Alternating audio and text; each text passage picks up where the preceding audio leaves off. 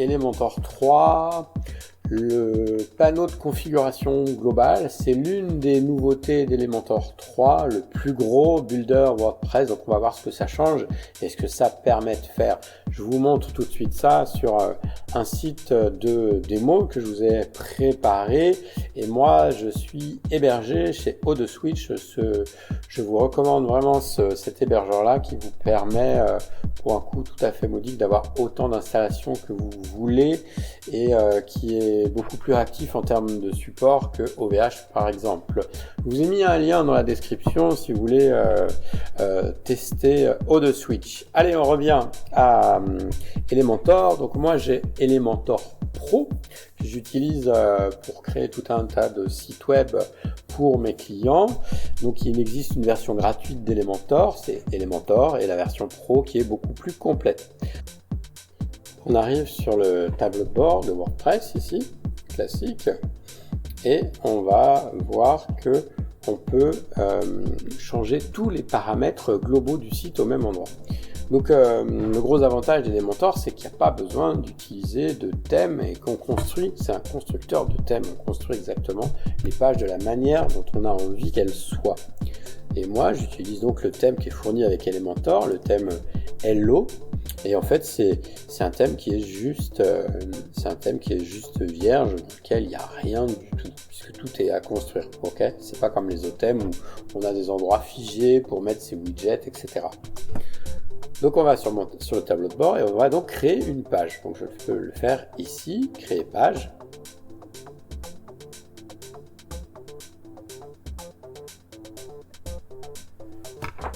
On va créer une page que je vais nommer Elementor configuration globale.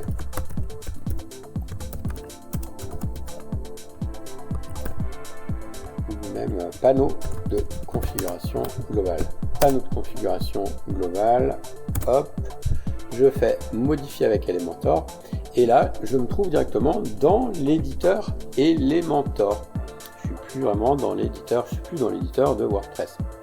Ok, et donc on va regarder ici là, tout en haut là, ici j'ai tous les paramètres globaux de mon site que je vais pouvoir régler.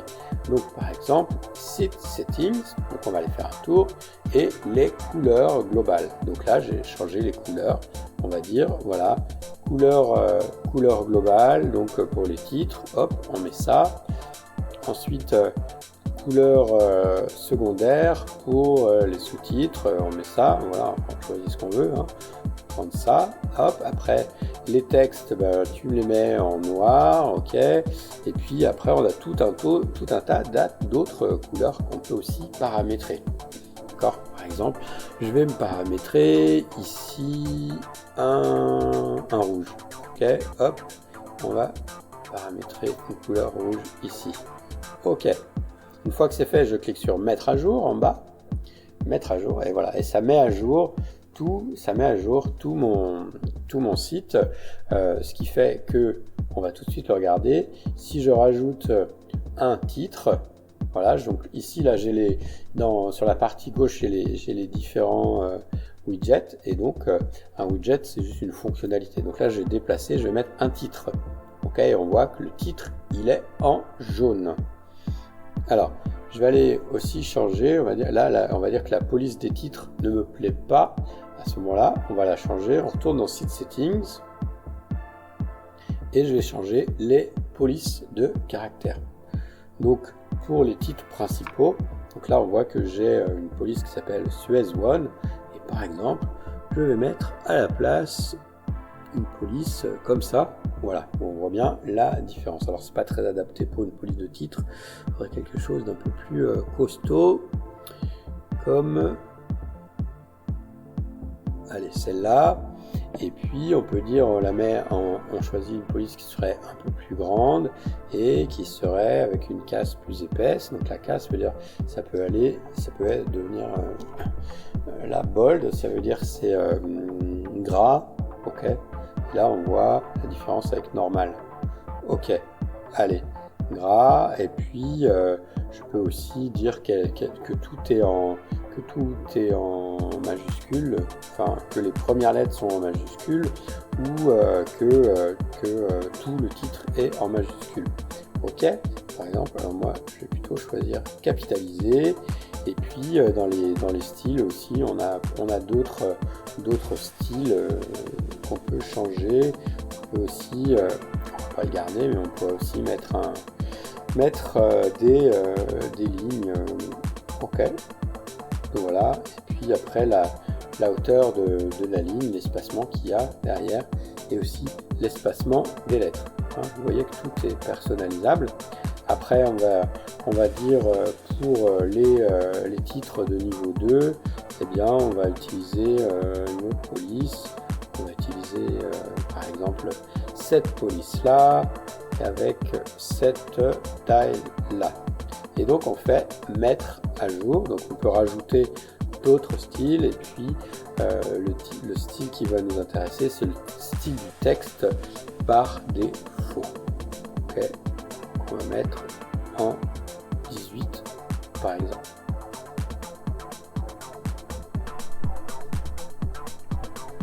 Donc là par exemple on voit que mon texte il est bien dans la police que j'avais demandé. Ok, je vais rajouter un peu de texte.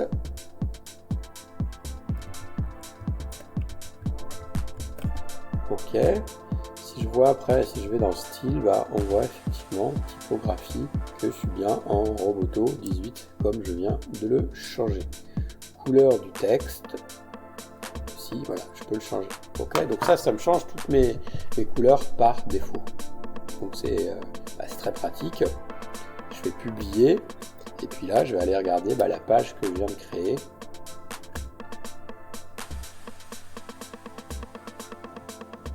Voilà. Ok.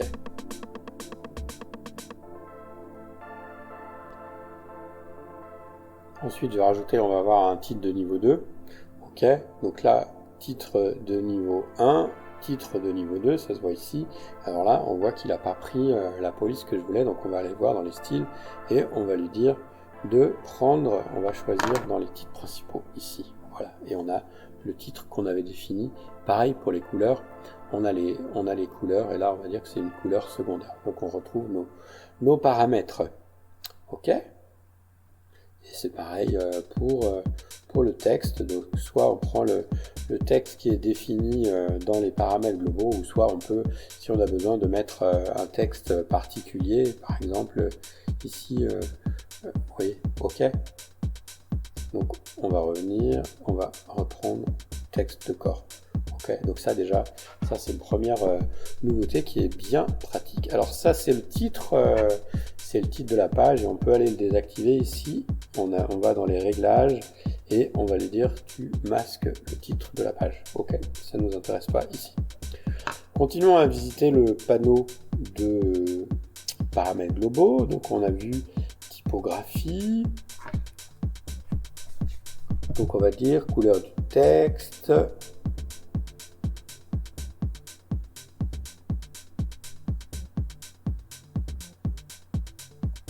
On peut aussi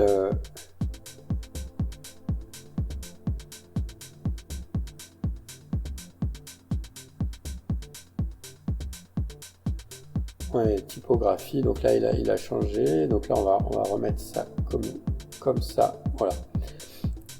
Et puis on peut aussi changer la couleur des liens, par exemple, à cet endroit-là. Donc on va dire pour les liens, on va prendre le rouge là que j'avais défini tout à l'heure. Et puis comme typographie, on va garder le texte de corps. Okay, ce qui fait que après, quand je vais aller mettre un lien quelque part, donc on va ici, je reviens à l'éditeur. Hop. Et admettons qu'ici je veux mettre un lien. Hop. Je mets, on va mettre mon site gitmentor.com. Voilà. Et le lien, on voit qu'il est en rouge, ce qui est normal. Et si on se dit mais non, en fait je veux pas qu'il soit en rouge, je veux qu'il soit d'une autre couleur, donc plutôt que de le changer unitairement, je le change globalement.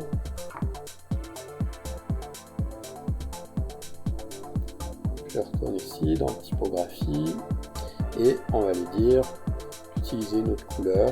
Alors soit je choisis une couleur directement dans la palette de couleurs ici, ok, ou soit je prends dans les couleurs que j'ai définies à l'avance. Moi je vous conseille plutôt de prendre les couleurs que vous avez à l'avance, comme ça vous avez toujours les mêmes fois que vous avez défini. Et on peut aussi définir une couleur au survol. Une couleur au survol, c'est quoi? Ça veut dire quand on va survoler. Vous voyez ici, hop, quand on survole le lien, il change de couleur. Ok, on pourrait aussi également changer la typo, ou d'avoir la typo par défaut. Eh bien, on pourrait lui dire pour les liens, on va prendre une typo spéciale. On va prendre par exemple, allez, on va prendre ça comme typo. Ok, et on voit que ça change. Là, je suis dans le haut survol.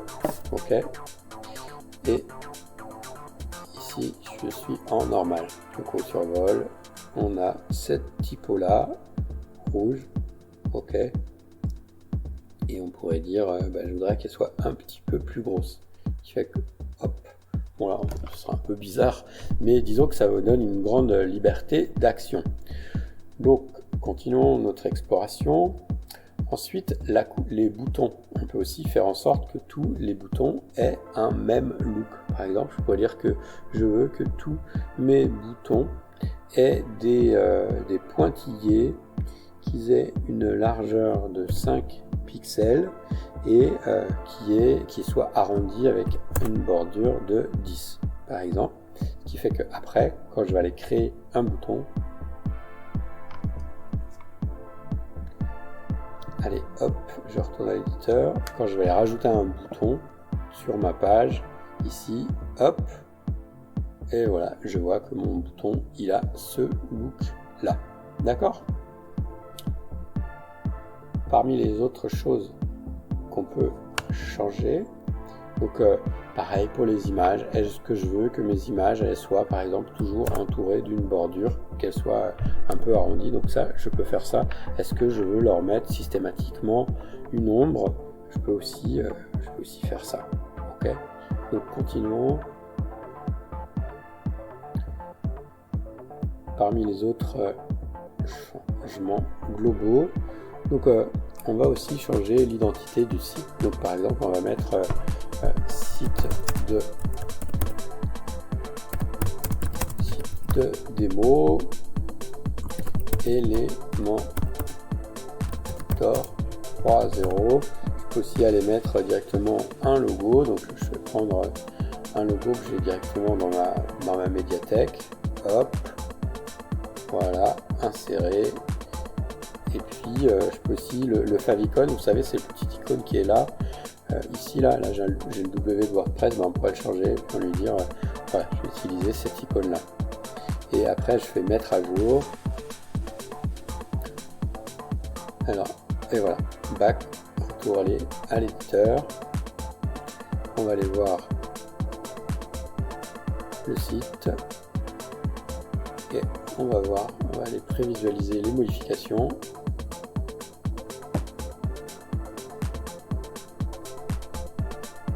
Voilà, on voit ici, j'ai le logo du site qui est là, et puis on voit que le favicon a changé également.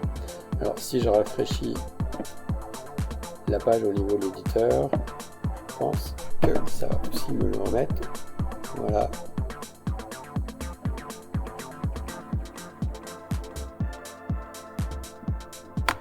Ok, donc là c'est changé aussi. Donc là il y avait un logo qui était affiché ici. Ok pour ça, donc on continue. On continue toujours on est toujours dans les paramètres généraux du site, et donc on a vu l'identité du site, donc c'était le logo et puis le slogan, la description. Il n'y a plus besoin d'aller dans les menus de WordPress, tout est au même endroit, c'est quand même vachement plus pratique. Après l'arrière-plan, on peut dire que je mets comme arrière-plan soit une image ou soit une couleur. Par exemple, je voudrais mettre un petit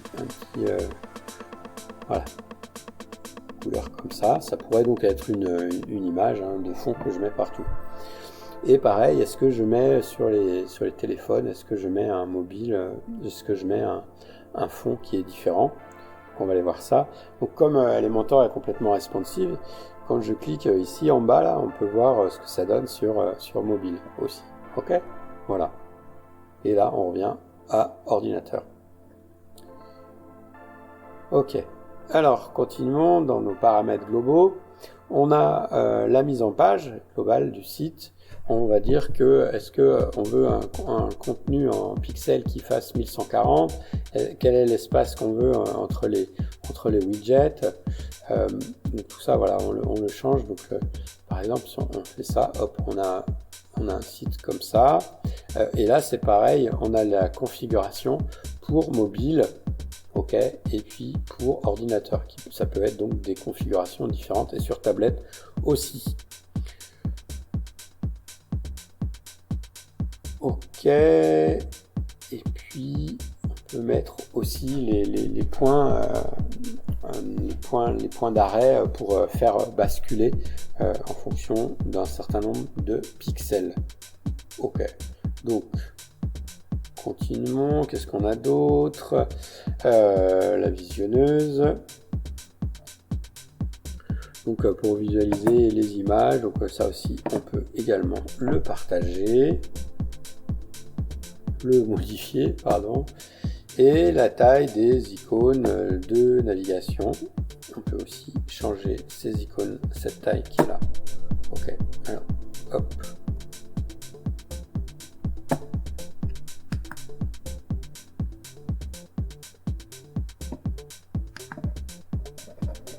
Alors hop.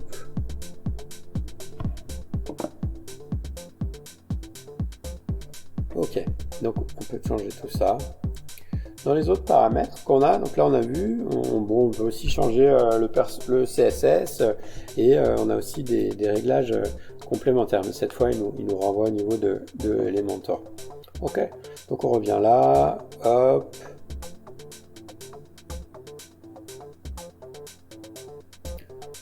On continue. On va aller maintenant sur le constructeur de thème. Le constructeur de thème, c'est ce qui nous permet de structurer vraiment notre site. Par exemple, on va aller se créer une en-tête. Donc on va faire Add New, une en-tête qui va être présente sur toutes les pages, ou sur les pages qu'on décide. Et on peut soit créer une en-tête depuis 0, ou soit on peut partir déjà d'un modèle existant. Allez, par exemple, on va regarder ce modèle-là. Ce modèle-là, il me plaît bien.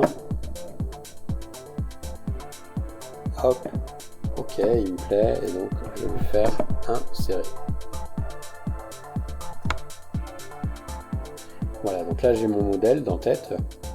Et donc, on va dire, eh bien, ici, ici, c'est une image. Alors, on peut dire, je veux pas de cette image-là. Ou alors, à la place, tu vas mettre mon logo qui est là. Hop. Insérer un média.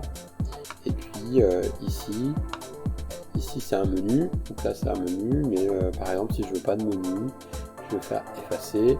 Et à la place, je vais mettre un titre. Je déplace mon titre. Et je vais ajuster les deux colonnes. Voilà. Tac. Et puis, on va mettre site démo. Ok. Et puis, on fait publier. Donc, je dis où est-ce que je veux que tu affiches ce modèle. Eh bien, on va dire, par exemple, je veux que ce modèle-là soit affiché dans tout le site. Okay. Par contre, si je veux qu'il soit affiché juste sur une page, je peux lui dire qu'il serait affiché juste sur une page et je choisis sur quelle page je veux qu'il soit affiché. Ok. Là, on va faire simple, on va dire sur toutes les pages. Dans tout le site. Ok, voilà. Et donc, qui fait que j'ai maintenant cette page qui va s'afficher partout. Pas cette page, mais cette en-tête. Si j'ai maintenant sur Travel, regardez ce que ça donne. Voilà. Maintenant, je suis sur la page d'accueil et on voit que j'ai effectivement cette en-tête qui s'affiche.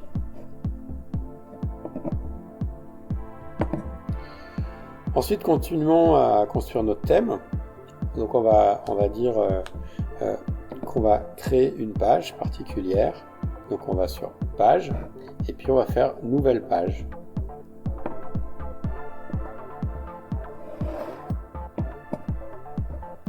Et là aussi, on peut soit partir de rien ou soit on peut partir de modèles de pages qui sont fournis avec Elementor. Donc là, là, je suis dans des blocs. Là, si je vais dans les pages, ici, voilà, j'ai tout un tas de pages et ça me permet vraiment, donc c'est des pages qui sont déjà designées et donc ça me permet moi vraiment vous voyez, il y a beaucoup de choses, ça me permet de, voilà, par exemple celle-là, si elle me plaît, je vais me dire ok, je vais partir de ça, donc je fais insérer ce modèle, ouais, je continue en cours, et puis après je peux modifier tout ce qu'il y a dessus, voilà, et on voit que j'ai créé une page, allez on va dire je la publie, et on va dire je voudrais que ce soit hop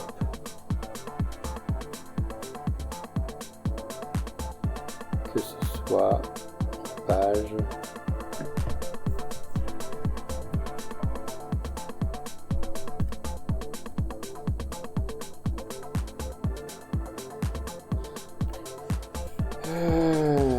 page. Voilà, sur toutes les pages. De ça.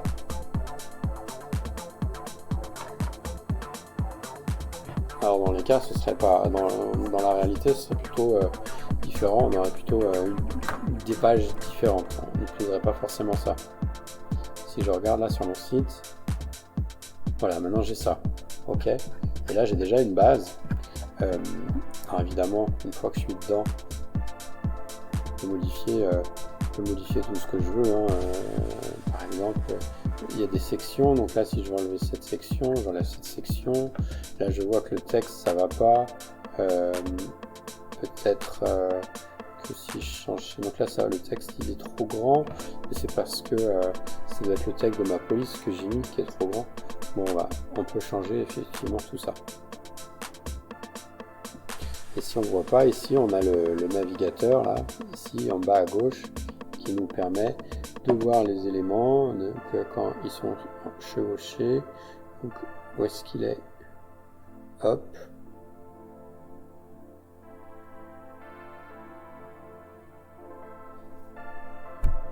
Donc là, c'est par exemple ce bloc-là, il ne nous va pas, on va l'enlever, voilà.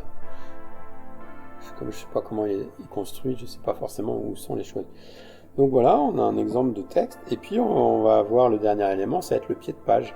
Donc là, si on regarde le site de démo, on voit que il n'y a pas de pied de page. Donc nous, on va se dire, ok, tu vas nous mettre un pied de page, toujours le même. Et donc on retourne sur le constructeur de thème. Et on va choisir un pied de page. On va créer un pied de page nouveau.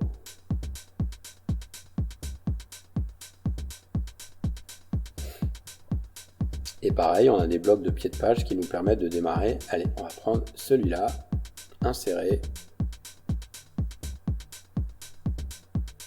Et on peut aussi sauvegarder ces modèles et facilement ensuite les intégrer.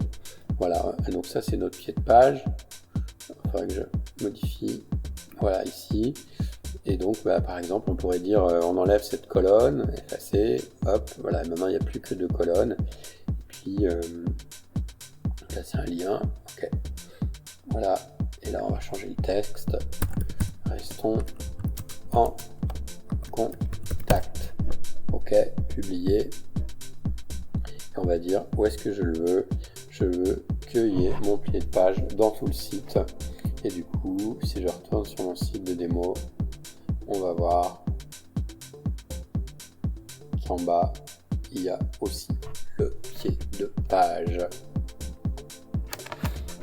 On défile. Voilà, le pied de page, il est là. Alors là, j'ai dû choisir une option spéciale qui fait qu'il est au-dessus. Bref. Ok, le pied de page, regardez dans ses paramètres.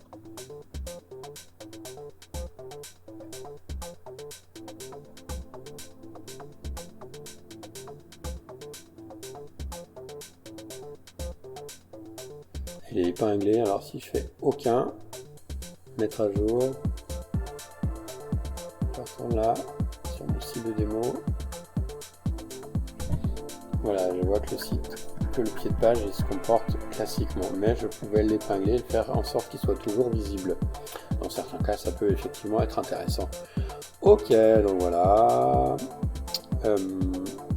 Donc retournons dans le constructeur de thème. Donc on voit donc, par rapport à Elementor, la version d'avant, le gros avantage, c'est qu'on a de manière visuelle sous les yeux tous les éléments qu'on a construits.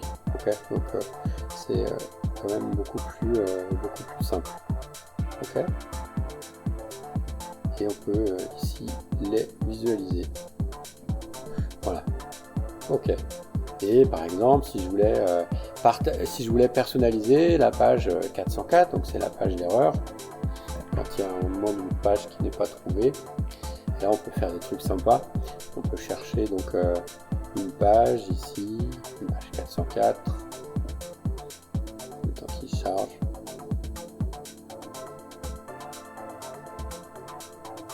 On va faire 404. Il n'y en a pas, alors dans les blocs, est-ce qu'il y en a dans les blocs? Voilà. Par exemple, je vois que la page, voilà, une page 404. On va dire, hop, je veux ça comme page 404. Après, toujours pareil, quand est-ce que cette page 404 est affichée? Eh bien, je vais dire, c'est uniquement la page 404, la page d'erreur.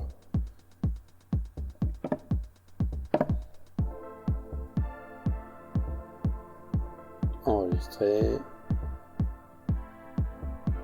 Voilà, ce qui fait que si je demande une page qui n'existe pas, genre je sais pas quoi, Toto, eh bien il va me dire voilà, j'ai cette page là. Ça permet vraiment d'avoir quelque chose de personnalisé.